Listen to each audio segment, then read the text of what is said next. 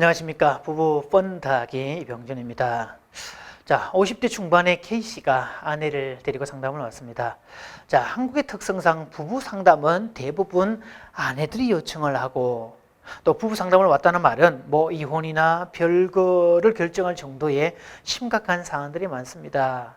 그래서 상대적으로 남편들이 상담을 요청하는 경우는 극히 드물죠.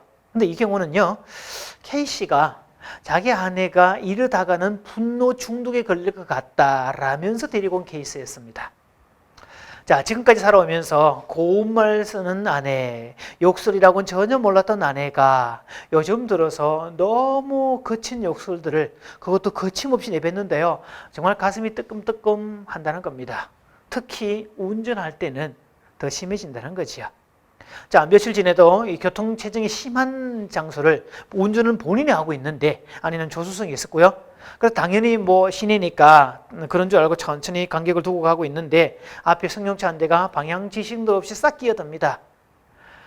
뭐 당연히 그런 줄 알았으니까 본인은 방어 운전을 했는데 옆에 있던 아내가 막 열을 내면서 아니 저런 나쁜 X 이라이 개 XX야 네 차는 깜빡이다 없냐 이러면서 막 흥분을 합니다. 자, 사실 아내분이 욕설이 늘어나게 된 것은 운전을 하게 되면서부터였습니다. 사실 한국 사람들은요, 너나 할 것 없이 운전대만 잡으면 정말 헐크로 돌변합니다. 아무리 천사 같은 사람도 예외가 없이 전사로 돌변하지요. 앞차나 옆차가 조금만 실수하거나 뭐 걸음이 굼뜨면 경적을 울려대고 뭐 쌍라이트를 올려대고 창문을 열고 심하면 욕설까지 퍼붓는 일들이 만만찮게 일어납니다. 그러니까 이게 사회 문제가 되기도 했었죠. 그래서 보복 운전까지 하는 분들이 있어서 최근에는 보복 운전을 하게 되면 둘 다 처벌한다. 뭐 이런 법까지 만들었습니다. 자, 이거 왜 그럴까요, 도대체? 한국 사람들은 되게 감정 표현에 서툽니다. 특히 분노의 경우는 대부분 억압하는 방식만 쌓아놓죠. 즉 마음속에 꾹꾹 담아두기만 하지 적절한 시기에 적당한 양을 배출하는 법을 배우지 못했습니다. 마치 우리 몸이 만약에 먹기만 하고 적절한 타임에 배변을 못한다면 우리 몸이 어떻게 될까요? 아마 심각한 변비로 고생하지 않을까요?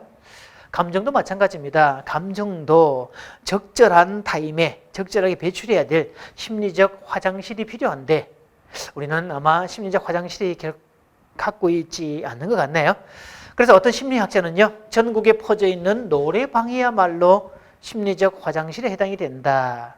그래서 만약 대한민국에 노래방이 없었더라면 흉악 범죄는 지금보다 훨씬 많았을 것이다.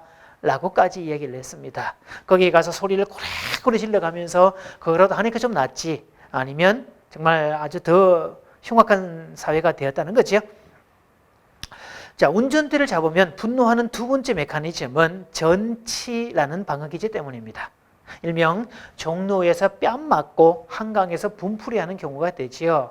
자, 보복 운전 문제가 이슈가 됐을 때 그럼 누가 보복 운전을 가장 많이 하냐라고 살펴보았더니 놀랍게도 40대 일반 회사원들이 제일 많았다는 겁니다. 그러니까 직장 생활 속에서 표현하지 못하는 분노를 차곡차곡 쌓아두었다가 도로 상황에서 남들이 조금만 실수하거나 자기의 위협을 가하면 참지 못하고 막 뒤집어진다는 거지요. 이게 전치라는 개념들이죠. 자, 이 아내들 중에 그런 개념들입니다. 그래서 쌓였던 분노를 한꺼번에 표현을 안 하고 전치하는 방식으로 이렇게 했었는데요. 이 남편에게 준 처방은 공감하려고 애쓰지 말고 맞장구를 쳐주어라 라고 했습니다. 그래서 아내에게 맞장구를 쳐주면 분노 지수가 내려갈 테고 욕설 하는 것도 내려갈 거고 그러나 분노 중독 같은 거는 걱정 안 하셔도 된다. 즉 맞장구를 쳐주면 상대방은 심리적 배변 활동이 왕성해져서 카타르시스를 느끼게 되고요. 카타르시스를 느끼게 되면 속이 시원하게 돼 있고 마음의 여유가 생기게 돼 있습니다. 그 설명에 K씨는 알아들으겠다는 표현을 지으면서 미소를 지었습니다.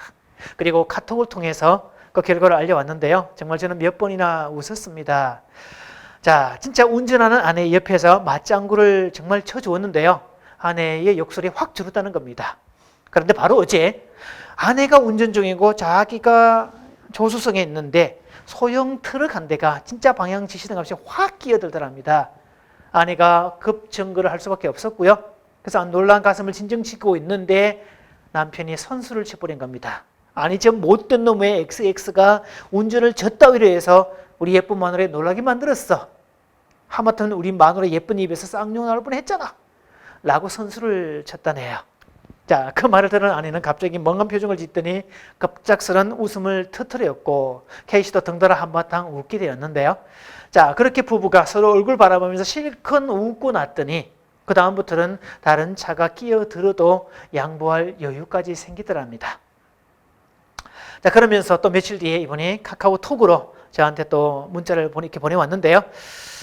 정말 주신 처방대로 아내의 욕설이 현저하게 사라졌습니다. 정말 신기합니다. 그리고 아내가 욕하는 모습을 지켜보면서 이런 생각이 들더군요. 어찌 보면 욕할 줄 아는 여자랑 사는 게 욕 한마디 할 줄 모르고 살아서 내내 우울증 걸린 여자하고 사는 것보다 100번, 1000번 나을 거라고 말입니다. 맞죠, 선생님? 자, 그래서 저는 욕쟁이 아내와 살아도 행복합니다. 감사합니다.